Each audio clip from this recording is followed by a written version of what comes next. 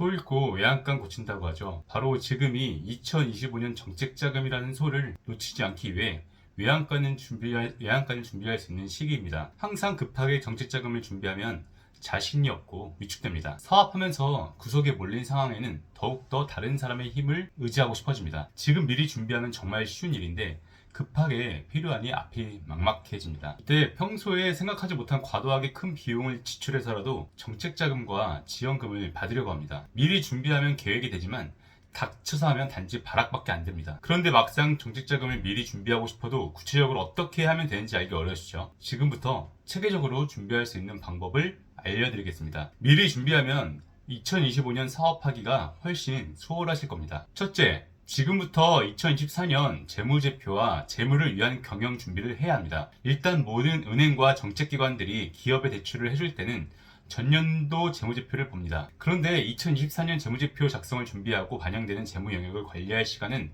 한정되어 있습니다. 심지어 관리를 제대로 해온 기업들도 기장세무사가 세금 덜 내는 재무제표라고 하면 그대로 따릅니다. 그렇게 절대 대출을 받지 못하게 재무제표가 작성되는 경우가 부지기수입니다. 그럼 어떻게 재무를 관리해야 하느냐? 예를 들어 자본 총계가 마이너스인 곳이 있습니다. 은행이나 기관에서 기업에 돈을 빌려주는 이유는 물론 이자 때문입니다. 그리고 기업이 돈을 받을 수 있는 돈을 잘 버는 곳이기 때문에 빌려주는 것입니다. 그런데 사업을 한다고 하면서 본인 자본 합계는 이미 마이너스라서 조금만 사업이 잘못되면 아예 파산해버릴 것 같은 곳에 돈을 빌려주는 바보는 없습니다. 아니 드뭅니다. 그렇기 때문에 자본금을 일정 수준 이상으로 올려서라도 자본 비율 강화를 이루어야 합니다. 같은 맥락으로 부채 비율 조절도 중요합니다.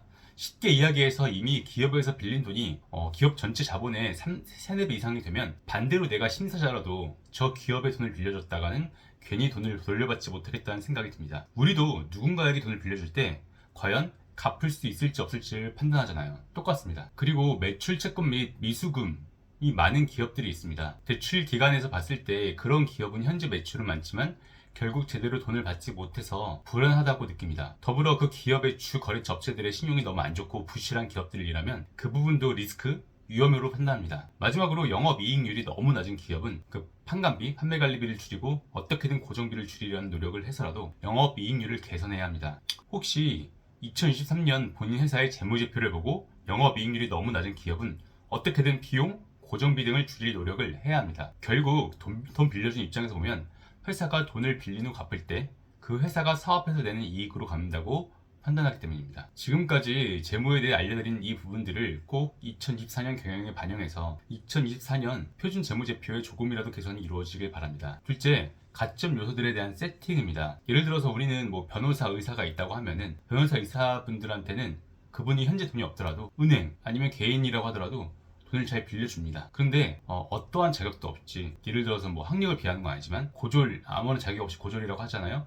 그러면은 빌려준 액수가 현저히 작아지죠. 사실 우리도 똑같이 그렇고 은행도 똑같이 그런 것처럼 그 사람이 앞으로 돈을 잘 벌 수 있을 것인가 못 벌 것인가에 대해서 학력 아니면 경력, 자격 등을 볼 수밖에 없습니다. 그런데 우리는 우리 자신에 대한 스펙 아니면 사람에 대한 스펙을 그렇게 보면서 사실 기관과 대출 기관들이 은행들이 그렇게 기업을 본다는 것을 잘 인지 못하고 있습니다. 똑같습니다. 기업도 변호사, 의사 개인한테 자격이 있는 것처럼 기업들도 자격이라는 게 있습니다. 그래서 ISO 인증, 그 다음에 기업부설 연구소, 이노비즈, 메인비즈, 벤처 인증 같은 것들이 다 기업들이 갖춰야 될 인증 조건들입니다. 그러니까 당연히 돈을 빌려줄 확률이 훨씬 더 높아지겠죠. 우리가 항상 요즘 시대의 이슈가 되는 게 뭐죠? 메타인지라고 하잖아요.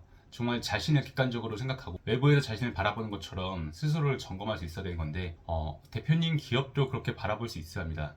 왜냐면 이미 기관, 특히 대출을 해주는 정책자금 기관이나 은행들은 다 그렇게 보고 있거든요. 그러면은 우리는 그 기관들에서 보는 시각에 맞게 스펙업을 할 필요가 있습니다. 사실 인증이나 자격이나 어떻게 보면은 그렇게 고용이나 그런 것들을 한 이유가 다 외부에 있는 시선도 신경을 쓰기 때문에 그렇게 하고 있는 것입니다.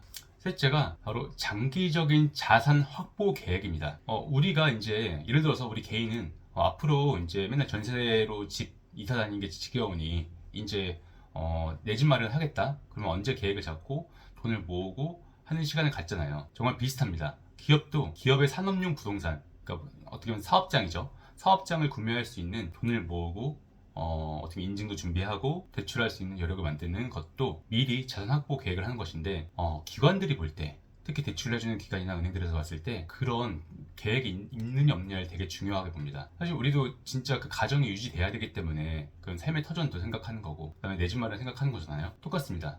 정말 오래 유지될 기업, 그리고 길게 계획을 가지고 하는 기업들은 다 그런 자산 확보 계획이 있다고 생각을 하고, 그게 정상적이라고 생각을 합니다.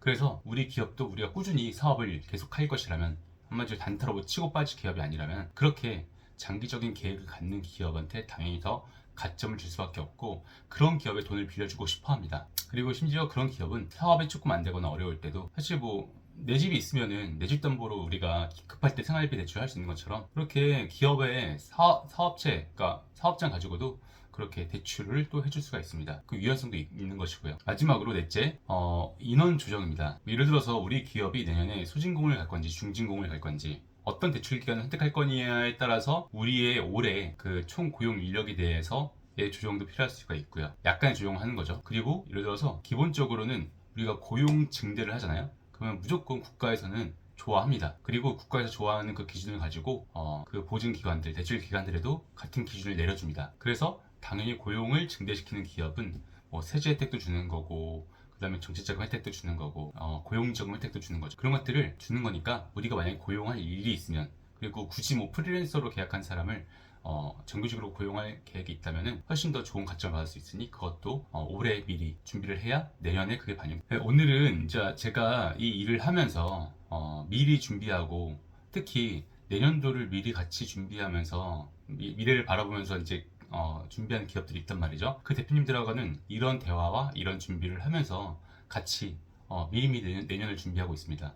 그런데 예전에 많이 해봤는데, 정말 급할 때만 급하게 해보려고 하는 기업들은 엄밀하게 말하면 컨설턴트가 필요하다기보다는 저는 브로커가 필요한 것이 맞다고 봅니다. 즉시 급하게 내가 모르는 경로나 모르는 지식이나 방법을 통해서 그냥 이미 기업이 세팅되어 있는 내용을 가지고 시도해보는 것뿐밖에 안 되니까요. 그런데 제대로 컨설팅을 하고 제대로 기업의 체질을 바꿔서 아예 자금, 특히 뭐 대출, 정기자금과 대출 받을 수 있는 조건이 되는 기업을 만들려면 사전에 미리 준비하는 것이 무척 중요합니다. 그래서 우리가 2025년을 준비하려면 지금 미리 준비해서 기본적으로 대출을 해줄 수 있는 컨디션의 기업을 만들어 놓아야 합니다. 그리고 저는 꼭 대출이 나쁜 게 아니라, 정말 사업이 굴러가려면 자금은 꼭 필요하다고 생각하기 때문에 이런 부분을 미리 준비하는 게 무척 중요하다고 생각을 합니다.